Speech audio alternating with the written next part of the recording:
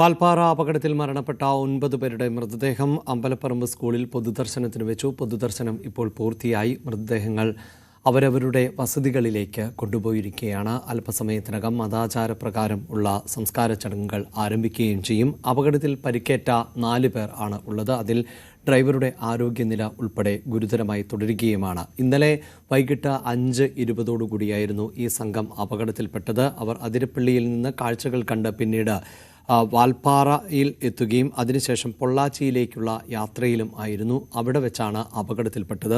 എങ്ങനെയാണ് അപകടം സംഭവിച്ചത് എന്നതിൻ്റെ വിശദാംശങ്ങളുമായി കിരൺ ബാബു ആണ് ചേരുന്നത്. കിരൺ, എങ്ങനെയായിരുന്നു ഈ അപകടം ഉണ്ടായത്? പ്രത്യേകിച്ച് 300 അടിയോളം താഴ്ചയിലേക്കാണ് ഈ വാഹനം മറഞ്ഞത്, നിയന്ത്രണം വിട്ട് എന്നതാണ് അറിയാൻ സാധിക്കുന്നത്. അപകട സമയത്ത് തന്നെ 8 പേർ മരണപ്പെടുകയും ചെയ്തു. അങ്ങനെ അത്രമേൽ വലിയ ഒരു അപകടത്തിൻ്റെ ആഘാതം എങ്ങനെയാണ് മനസ്സിലാക്കാൻ സാധിക്കുന്നത്? അഭിലാഷ്, നമുക്ക് അതിൻ്റെ ആ ഭൂമിശാസ്ത്രപരമായ വശം കൂടി ഒന്ന് പരിശോധിക്കാം. ഈ മലക്കപ്പാറ വഴി വാൽപ്പാറയിലേക്കുള്ള റോഡ് അതുതന്നെ ഒരു കാടിനുള്ളിലൂടെയുള്ള, പൂർണ്ണമായും കാടിനുള്ളിലൂടെയുള്ള റോഡാണ്. കേരളത്തിൽ തന്നെ അപൂർവമാണ് അത്രയും ദീർഘദൂരം കൊടും കാടിനുള്ളിലൂടെയുള്ള റോഡ്. അങ്ങനെ മലക്കപ്പാറ വഴി പലപ്പോഴും ഈ വാൽപ്പാറയ്ക്ക് വരുന്ന റൂട്ടുണ്ട്. വിനോദസഞ്ചാരികൾ പലപ്പോഴും തിരഞ്ഞെടുക്കുന്ന കാടിനുള്ളിലൂടെ ആയതുകൊണ്ടുള്ള പ്രത്യേകമായ ആ കാഴ്ചകൾ കണ്ടൊക്കെ വരാവുന്നൊരു വഴി കൂടിയാണ്. വാൽപ്പാറ പൊതുവെ തണുപ്പ് ഉള്ള ഒരു പ്രദേശം കൂടിയാണ്. തേയിലത്തോട്ടങ്ങളെല്ലാം നിറഞ്ഞ പ്രദേശമാണ്. നിരവധി യാത്രികരൊക്കെ എത്തുന്ന തമിഴ്നാടിൻ്റെ ഒരു സ്ഥലമാണ്. അവിടെ എത്തിയ ശേഷം അവിടെ നിന്ന് നേരെ വാൽപ്പാറ പൊള്ളാച്ചി റൂട്ടാണ് ഈ കാണുന്നത്. ഈ വാൽപ്പാറ പൊള്ളാച്ചി റൂട്ടിൻ്റെ പൂർണ്ണമായും മലകളാണ്. മലകളിലൂടെ വരുമ്പോൾ ഈ ഹെയർപിൻ ബെൻഡുകളാണ്. എല്ലാം ഹെയർപിൻ ബെൻഡുകൾ, നമുക്ക് ഇങ്ങനെ ഹെയർപിൻ ബെൻഡുകളൊക്കെ കാണാം. ഈ 9ാമത്തെ വളവ് എന്ന് പറയുന്നത് ഇതാണ് ഹെയർപിൻ ബെൻഡ് 9. ഇതാണ് 13ാമത്തെ വളവ്. 13ാമത്തെ ഇത് 9, അത് കഴിഞ്ഞാൽ ഇത് 10, ഇത് 11, ഇത് ഇവിടെ ഈ 11ാമത്തെ വളവിൽ വരുന്നു. അത് കഴിഞ്ഞ് 12ാമത്തെ വളവ് വരുന്നു. 12ാമത്തെ വളവിൽ കഴിഞ്ഞാൽ ഇതാണ് 13ാമത്തെ വളവ്. ഈ സ്ഥലത്ത് വെച്ചാണ് ആക്സിഡൻറ്റ് ഉണ്ടാകുന്നത്. ഇത് മുകളിലും ഇത് താഴെയാണ്. അങ്ങനെയാണ്. അത് മുകളിൽ നിന്ന് താഴേക്ക് വരികയാണ്. ഈ 13ാമത്തെ വളവിൽ വെച്ച് ഈ വണ്ടി ഈ വളവ് എടുക്കുമ്പോഴാണ് ഈ വണ്ടിയുടെ നിയന്ത്രണം വിട്ടുപോകുന്നത്. നിയന്ത്രണം വിട്ടുപോകാൻ കാരണം ഇതൊരു വലിയ താഴ്ചയിലേക്ക് വരുന്നൊരു വഴിയാണ്, വളരെ വലിയ വഴിയാണ്. ആ താഴ്ചയിലേക്ക് വന്നു കഴിഞ്ഞാൽ നേരെ ഒരു ഹെയർപിൻ ബെൻഡാണ്. അത് വളരെ സാവധാനത്തിൽ മാത്രം വാഹനത്തിന് തിരിക്കാൻ കഴിയുന്ന ഒരു ഹെയർപിൻ ബെൻഡാണ്. നമുക്കത് കൃത്യമായി തന്നെ കാണാം. ഇവിടെ വെച്ച് വാഹനത്തിന് നിയന്ത്രണം നഷ്ടമാകുന്നു. ഇവിടെ വെച്ച് നിയന്ത്രണം നഷ്ടമായി കഴിയുമ്പോൾ ഇവിടെ നിന്ന് വാഹനം താഴേക്ക് വീഴുന്നു. ഇവിടെ നിന്ന് വാഹനം താഴേക്ക് വീഴുമ്പോൾ നേരെ വീഴുന്നത് ഇതിന് നേരെ താഴെയാണ് ഈ ഹെയർപിൻ ബെൻഡ് 9 എന്ന് പറയുന്നത്. 9ഉം 13ഉം എന്ന് പറയുന്നത്. 9ൽ നിന്ന് നേരെ കുത്തനെ മേളിലേക്ക് നോക്കിയാൽ വരുന്ന സ്ഥലമാണ് 13. ആ ഓരോ സ്ഥലത്തു നിന്ന് നേരെ ഒരു സ്ഥലത്തു നിന്ന് പോകുന്നു. അത് ഇങ്ങനെ മുന്നോട്ട് പോകുന്നു. വീണ്ടും ഒരു വളവിലേക്ക്, വീണ്ടും ഒരു ഹെയർപിൻ ബെൻഡ്, വീണ്ടും ഒരു ഹെയർപിൻ ബെൻഡ്, അങ്ങനെയാണ് കയറി പോകുന്നത്. ഇവിടെ നിന്നാണ് ഇത് വാഹനം താഴേക്ക് ഈ സ്റ്റേറ്റ് ഹൈവേ 78 78-ലെ ഈ 13ാം വളവിൽ നിന്നാണ് വാഹനം താഴേക്ക് വീഴുന്നത്. ഇവിടുത്തെ അതിർത്തി വെച്ചേക്കുന്ന വലിയ കല്ലുകളൊക്കെ ഉണ്ട്. ആ കല്ല് പൊളിച്ചുകൊണ്ട് അത് പൊളിച്ചുകൊണ്ടാണ് വാഹനം താഴേക്ക് വീഴുന്നത്. വാഹനം നേരെ താഴേക്ക് വീഴുന്നത് ഇപ്പോൾ 9ാം വളവിലേക്കാണ് വീഴുന്നത്. ഇത്രയേറെ ആഴത്തിലേക്കാണ് വാഹനം വീണു. അതുകൊണ്ട് തന്നെയാണ് വാഹനം പൂർണ്ണമായും തകർന്ന് തരിപ്പണമായി പോകുന്നത്. മറ്റൊന്ന്, മൃതദേഹമെങ്കിലും കിട്ടാൻ ഉള്ള ഒരു പ്രധാനപ്പെട്ട കാരണം, വേഗത്തിൽ കണ്ടെത്താനൊക്കെയുള്ള കാരണം, ഈ നേരെ റോഡിലേക്കാണ് വീണത്. മുകളിൽ റോഡിൽ നിന്ന് റോഡിലേക്കാണ്. ഇത്തിരി മാറിയാണ് വീഴുന്നതെങ്കിൽ ചിലപ്പോൾ ഇവിടെ നിന്നും ഒക്കെ താഴേക്ക് ഒരുപാട് പോകാൻ സാധ്യതയുണ്ട്. പക്ഷേ അങ്ങനെയല്ല വീണത്.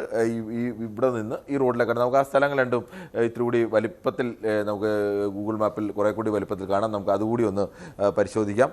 ഇത്തരം വളവുകളൊക്കെ വരുമ്പോൾ സാധാരണഗതിയിൽ വാഹനങ്ങൾ വളരെ സൂക്ഷിച്ച് മാത്രം ഓടിക്കാൻ കഴിയുന്ന ഒന്ന്, ഇത് ഇറക്കമാണ്.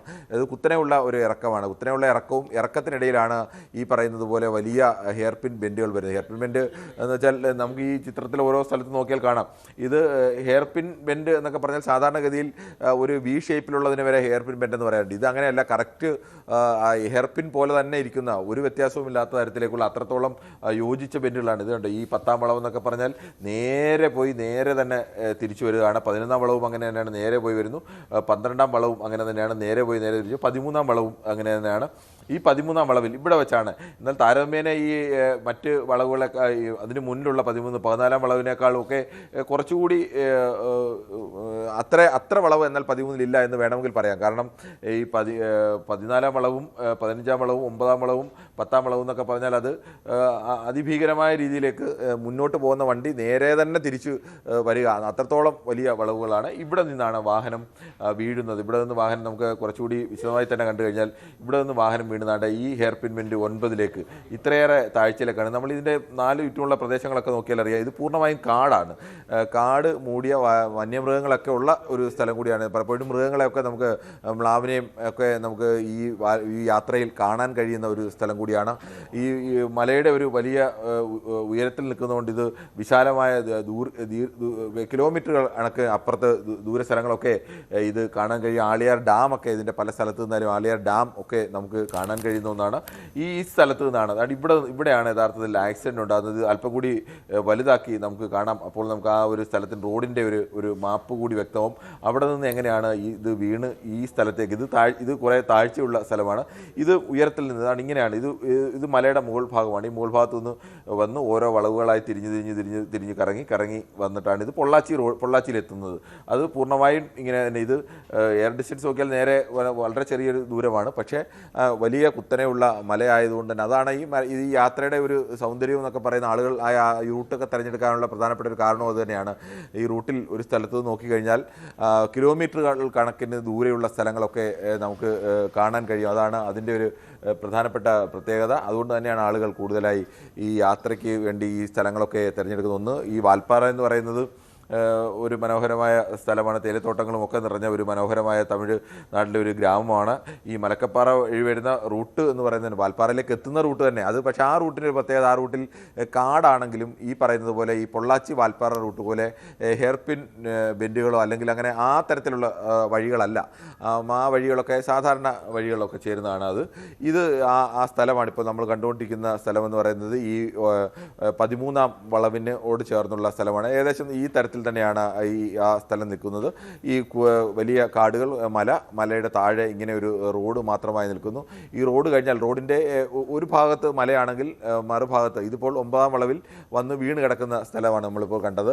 ഈ റോഡെല്ലാം ഇങ്ങനെയാണ്. റോഡിൻ്റെ ഏറ്റവും മുകളത്തെ റോഡിൽ നിന്ന് നമുക്ക് താഴേക്ക് നോക്കിയാൽ ഈ താഴെ പോകുന്ന റോഡുകൾ ഇങ്ങനെ വളഞ്ഞ് പോകുന്ന റോഡുകൾ, നിരവധി റോഡുകൾ ഇങ്ങനെ കാണാം. നമ്മുടെ തന്നെ നേരെ താഴെ റോഡ് കാണാനൊക്കെ കഴിയുന്ന തരത്തിലേക്കുള്ളതാണ്. ആളുകൾ വീണ് ചിലപ്പോൾ അരികിലൊക്കെ നിന്നാൽ വീണ് പോയാൽ പോലും വലിയ അപകടമുണ്ടാവാൻ, സൈഡിലേക്ക് പോകുമ്പോൾ അവിടെയെല്ലാം അരികിലേക്ക് പോകരുത് എന്നുള്ള കർശനമായ മാർഗനിർദ്ദേശങ്ങളൊക്കെ എഴുതി വെച്ചിട്ടുണ്ട്. ഇതാണ് ഈ അപകടം ഉണ്ടായതിൻ്റെ ആ വളവ്. ഇതാണ് 13ാം വളവ്. ഈ 13ാം വളവിൽ വെച്ചിട്ടാണ് അപകടം ഉണ്ടാകുന്നത്. ഈ 13ാം വളവിൽ ഈ ഭാഗത്ത് നിന്ന് താഴേക്ക് ഇവിടെ വരുമ്പോൾ ഈ വളവെടുക്കുന്നതിന് തൊട്ട് മുമ്പായിട്ടാണ് ഇവിടെ വെച്ചാണ് ഈ വാഹനം താഴേക്ക് വീഴുന്നത്. ഇവിടെ വെച്ച് ഈ കൈവരി ഇവിടെ കൈവരിയുണ്ട്. ഈ കൈവരി പൊളിച്ചിട്ട് നേരെ ഈ വാഹനം താഴേക്ക് പതിക്കുകയായിരുന്നു. ഇങ്ങനെ റോഡ് നമ്മൾ മുമ്പേ കണ്ടു. ഏകദേശം ആ സ്ഥലത്തെ വളവ് എന്ന് പറയുന്നത് ഒരു പൂർണ്ണമായും യു ഷേപ്പ് എന്ന് പറയാൻ കഴിയില്ല, എന്നാലും ഏകദേശം യു ഷേപ്പിലുള്ളതാണ്. അതിന് മുമ്പിലെ വളവിൻ്റെ യഥാർത്ഥത്തിൽ അത്രത്തോളം കോംപ്ലിക്കേറ്റഡ് ആയ ഒരു വളവല്ലത്. പക്ഷേ ആ വളവാണെങ്കിൽ പോലും ഇത് കുത്തനെ ഇറങ്ങി വരുന്ന ഒരു വാഹനത്തിന് ഇങ്ങനെ ഒരു വളവിൽ വെച്ച് ഏതെങ്കിലും തരത്തിൽ നിയന്ത്രണം നഷ്ടപ്പെട്ടാൽ ഒരു കാരണവശാലും ആ വാഹനത്തിൻ്റെ പിന്നീട് നമുക്കൊന്നും ചെയ്യാൻ, ഒരു ഡ്രൈവർക്ക് ഒന്നും ചെയ്യാൻ കഴിയില്ല. സാധാരണ എക്സ്പീരിയൻസ്ഡ് ആയ ഡ്രൈവർമാരടക്കം ഇത്തരം വളവുകളിലൊക്കെ വളരെ വേഗത കുറച്ച് ചവിട്ടി വാഹനം ഫുൾ ബ്രേക്കിലും ഗിയറിലും ഒക്കെ നിന്നുകൊണ്ട് മാത്രമേ വാഹനം എപ്പോഴും കൊണ്ടുവരാറുള്ളൂ.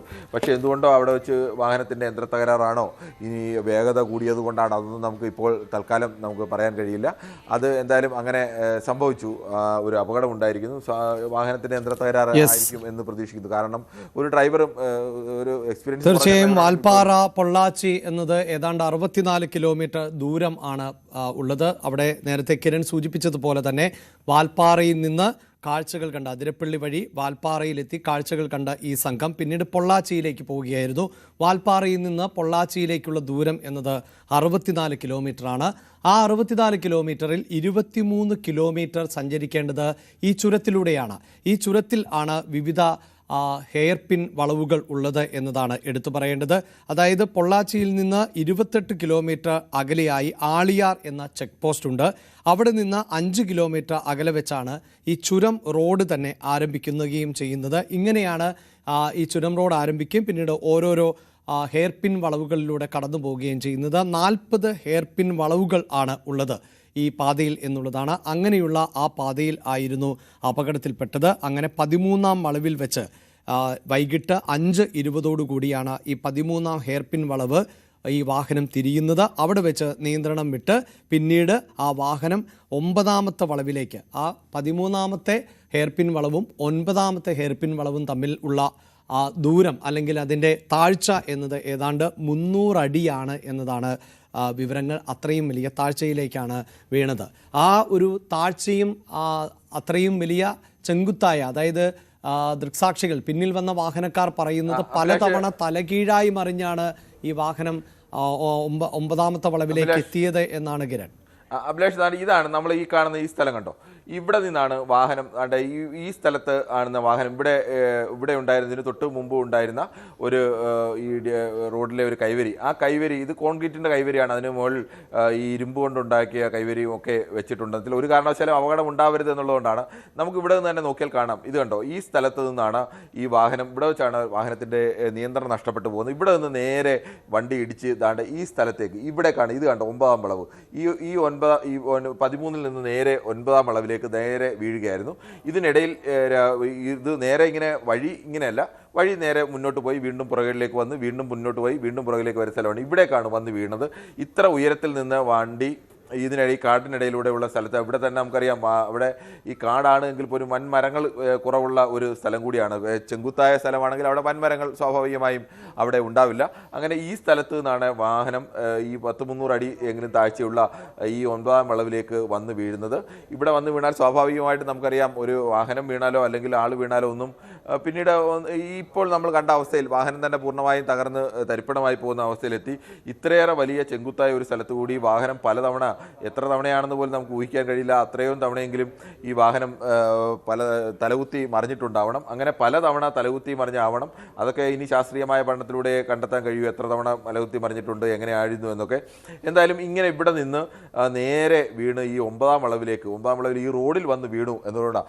ആ റോഡിൽ വീണതുകൊണ്ട് മൃതദേഹമെങ്കിലും ആളുകൾക്ക് കണ്ടെത്താനും ബാക്കി ജീവനുള്ളവരെയൊക്കെ രക്ഷിക്കാനും ഒക്കെ കഴിഞ്ഞത് ഒരു തരത്തിൽ പറഞ്ഞാൽ ആ റോഡിൽ വീണതുകൊണ്ടാവും. അതല്ല, റോഡിലല്ല വീഴുന്നത്, ഇതിനും താഴേക്ക് വേണമെങ്കിൽ തെറ്റിക്കഴിഞ്ഞാൽ ആ റോഡിനെ കുറച്ചുകൂടി വാഹനം തെറ്റിക്കഴിഞ്ഞാൽ അതിനും താഴേക്കും ഒക്കെ വീണ്ടും പോകാം. ബാക്കിയുള്ളവരുടെ ജീവനെങ്കിലും രക്ഷപ്പെടുത്താൻ കഴിഞ്ഞത്, അല്ലെങ്കിൽ ഇപ്പോഴും അവർ ഗുരുതരാവസ്ഥയിൽ തുടരാൻ അവരുടെ ജീവൻ നിലനിർത്താൻ കഴിഞ്ഞത് ഒരു തരത്തിൽ പറഞ്ഞാൽ ഈ ഇവിടെയെങ്കിലും വന്ന് വീണതുകൊണ്ടാവും. അല്ലെങ്കിൽ കുറേ മറ്റുള്ളവരുടെ ജീവൻ അടക്കം നഷ്ടപ്പെട്ടു പോകുന്ന അവസ്ഥ വന്നേനെ.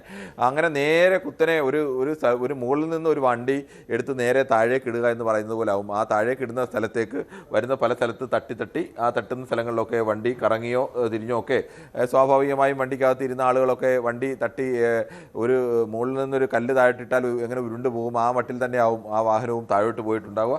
അതിവിടെ നിന്ന് നേരെ ദാണ്ട് ഈ സ്ഥലത്ത് വന്ന് വീണ് ഇവിടെയാണ് വന്ന് വീണത്. ഇവിടെ വന്ന് വീണാണ് അപകടം. വണ്ടിയുടെ ഈ ആളുകളുടെ മൃതദേഹമൊക്കെ ചിന്നിച്ചിതറി കിടന്നതും അവിടെയാണ്.